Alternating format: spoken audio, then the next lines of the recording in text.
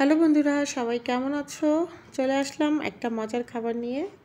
এই মজার খাবারটা তৈরি করতে আমার আলু, চিকেন, সস আর আমার তৈরি করা মেয়োনিজ লেগেছে। আপনারা চাইলে এই রকম করে বিকালে নাস্তা বা সকালে নাস্তা বা স্কুলের টিফিন তৈরি করে দিতে পারেন। তো কিভাবে তৈরি করলাম বিস্তারিত এখন বলবো। তো প্রথমে আমি এখানে 3টা বড় বড় আলু নিয়ে নিলাম। এখন এগুলো ভালো করে ছুলে ছোট ছোট করে পিস করে কেটে নিলাম। আর এই রকম করে ছোট ছোট করে পিস করে কেটে নিলে কিন্তু খেতে ভালো লাগে। তো এখন আমি এই আলুগুলো তেলে ভেজে নিব। তো প্রথমে আমি লবণ আর হলুদ দিয়ে সুন্দর করে মাখিয়ে নিলাম। এখন আমি এগুলো তেলে ভাজবো।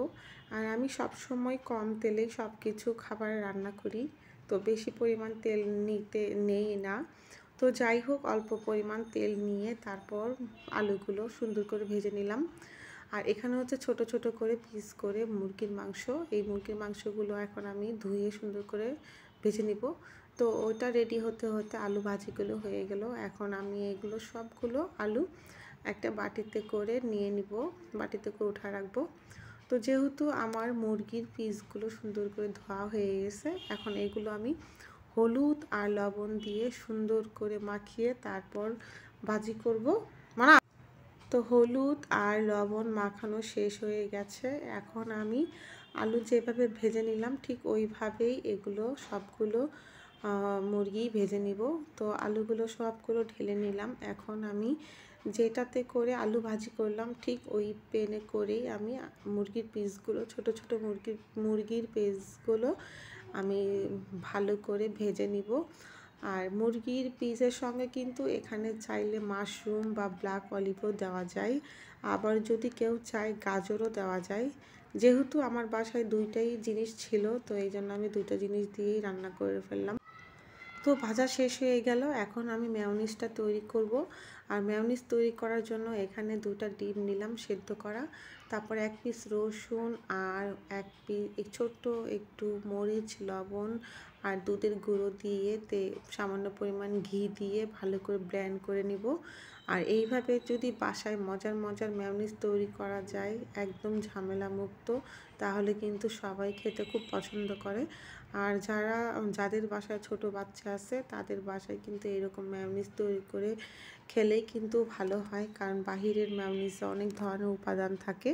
তো মেয়োনিজ বানানোর প্রক্রিয়াটা আমি, নবনী নিল 3জন মিলেই শুরু করে দিলাম। তো মেয়োনিজ তৈরি রেডি।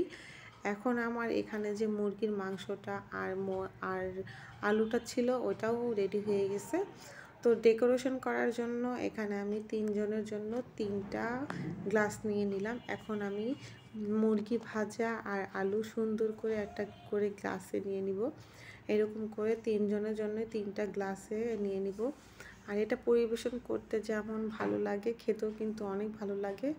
আপনারা হয়তো বলতে পারবেন গ্লাসে কেন নিলাম, কারণ এটা গ্লাসে খেতে কিন্তু খুবই ভালো লাগে। চাইলে বাটিতেও করেও খাওয়া যায়, আর আমার পছন্দ হচ্ছে এটা গ্লাসে করে খাবো। নবনী নিলেও পছন্দ, তারা গ্লাসে করে খাবে। তো মুরগির মাংস আর আলুটা দিয়ে এখন আমার তৈরি করা মেয়োনিজটা দিয়ে দিব। 3টার ভিতরেই মেয়োনিজ দিয়ে দিব। তারপর যেহেতু বাসায় বড় সসের বোতল নাই, মিনি প্যাকগুলো ছিল, তো ওই মিনি প্যাকগুলো দিয়েই আমি এখন এটা পরিবেশন করব। আর এই খাবারটা খেতে কিন্তু দারুণ, খুব ভালো লাগে। আর নিজের তৈরি করা খাবার খেতে কিন্তু সবারই ভালো লাগে, সেটা হোক মানে অজানা একটা খাবার। আর এইরকম অজানা খাবার খেতে কিন্তু সবাই অনেক পছন্দ করে। নবনীর নীলা খুব ভালো লাগছে খেতে, আমার নিজের কাছে অনেক ভালো লাগলো খেতে। তো আমি আশা করি আপনারা সবাই এরকম মজার মজার খাবার বানিয়ে খাবেন, অনেক ভালো লাগবে। খেতে যেমন দারুণ, দেখতেও কিন্তু ওইরকম অনেক সুন্দর। তো যাই হোক, ভিডিওটা কেমন লাগলো অবশ্যই জানাবেন। আজকে এই পর্যন্তই, বাই।